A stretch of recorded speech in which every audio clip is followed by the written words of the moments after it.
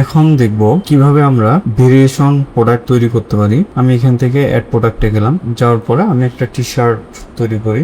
তো এখানে দেখাচ্ছে আমি ক্যাটাগরি ক্লথ দেই, ক্লথ ইউনিট এইখানে পিস দেই, এখানে ওয়ারেন্টি যা ছিল তাই। তো এখানে দেখা যাচ্ছে আমি এখানে প্রাইস একটা দিয়ে দিই, যেমন হয়তো আমার 80, 120, এখানে 90। তো এরপরে আমি যদি এখন ভেরিয়েশনস বানাইতে চাই, তাহলে দেখা যাচ্ছে যে আমি এখানে অ্যাড নিউ করে এখানে রো বানাইতে পারবো, এবং এখানে আমি বলতে পারবো যে এখানে আমি দেখা যাচ্ছে যে সাইজ বানাচ্ছি।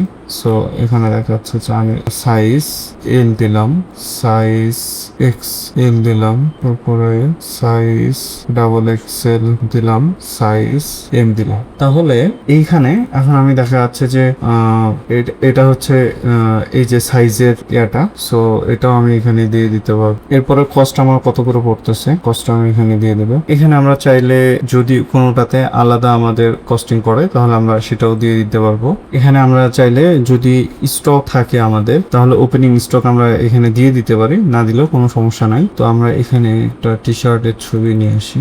এখন এখানে গেলে আমি দেখা যাচ্ছে এই ছবিটাকে অ্যাড করতে পারবো। তো এখানে আপলোড হয়ে গেল, আমি এখানে সেট করে দিই। এরপরে এখানে আমি দেখা যাচ্ছে স্টকের যে লেভেল সেটা সেট করতে পারবো। 10 আরো দিলাম, এক্সপায়ার ডেট নাই। এরপর আমি সাপ্লায়ার অ্যাড করি।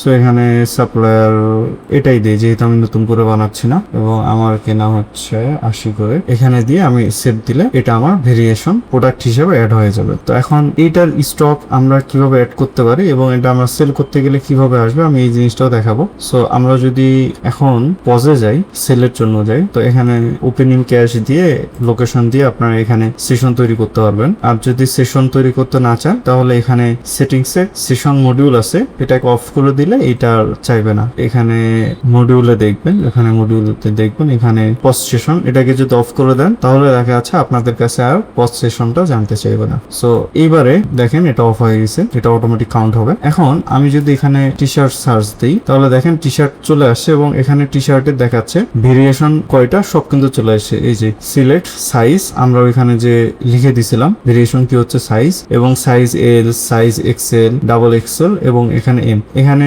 সবগুলা ডিজেবল হয়ে থাকার কারণ হচ্ছে আমাদের প্রোডাক্টে এখনো স্টক নাই। সো স্টক অ্যাড করলে এটা ঠিকঠাক মতো শো করবে। তো আমরা এর পরের ভিডিওতে দেখবো আমরা কিভাবে পারচেজ থেকে এবং স্টক অ্যাডজাস্টমেন্ট থেকে আমরা কিভাবে এই অপশনগুলো ইউজ করে আমরা স্টকটাকে আপডেট করতে পারি আগে, এরপরে আমরা সেলের ফাংশনালিটি গুলাতে আসবো।